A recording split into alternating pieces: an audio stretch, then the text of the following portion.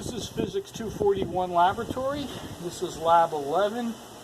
This is our simple harmonic oscillation lab.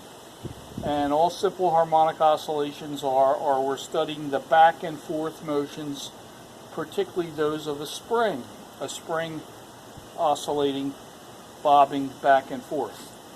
In this lab we're going to measure the time or the period in seconds. And we're going to do that manually. And what this lab is sometimes called Hooke's Law, dealing with springs.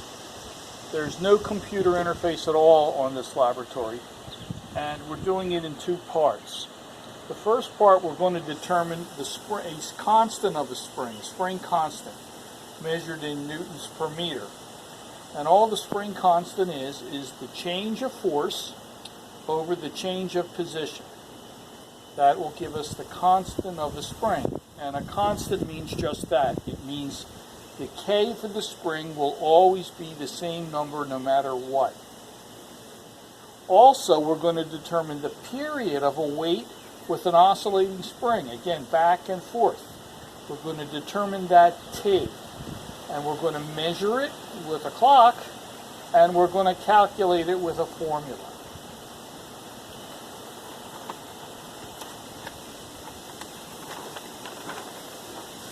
Now, part one is Hooke's Law. We're going to establish the constant of the spring.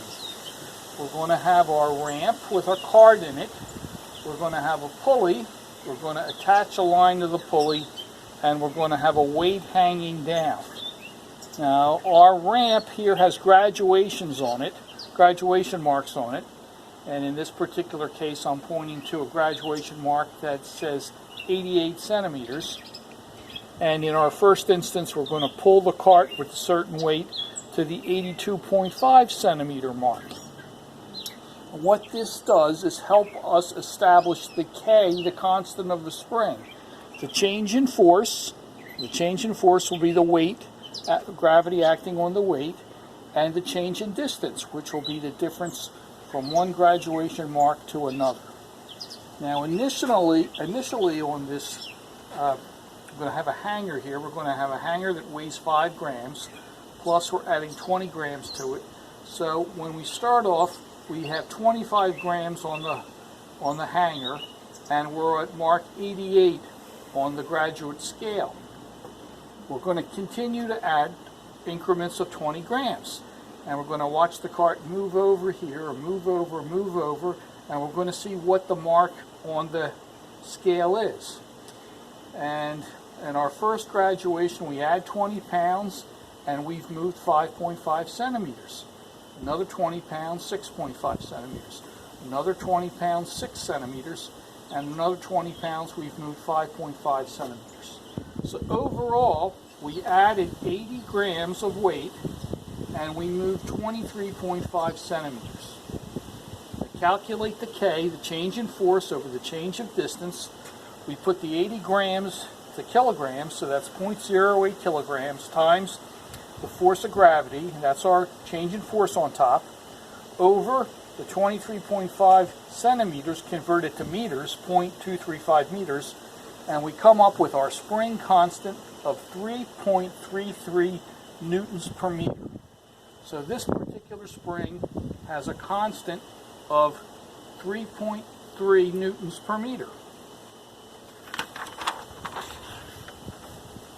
Now, the second part of this period of oscillation is going to be, we're taking the spring off of that setup, putting it in a new setup here on the cart, on the ramp, have the cart in the middle, springs on each side.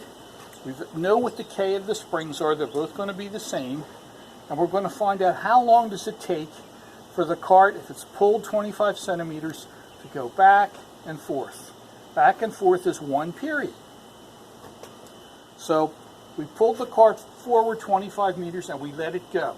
And we let it go back and forth 5 times, and we measured on a clock how long it took to go back and forth 5 times.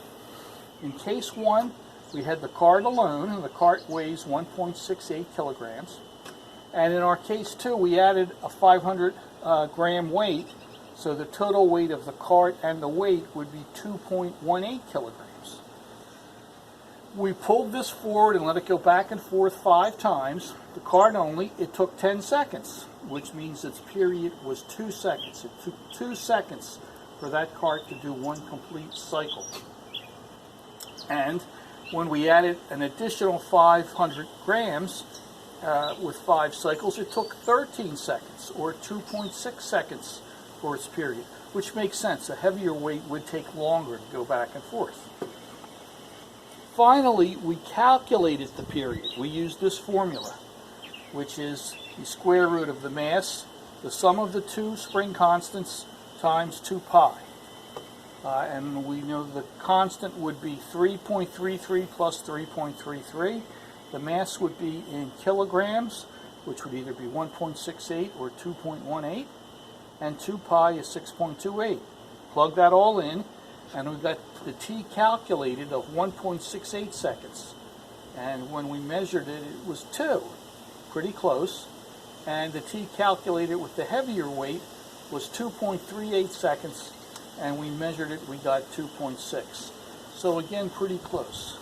And I guess the whole purpose of our lab here today was to establish the spring constant and to talk about how long it takes an oscillating weight to go back and forth. Just as a clarification, what we have here is the spring is right here. So as this is being pulled on it, it's pulling the spring this distance.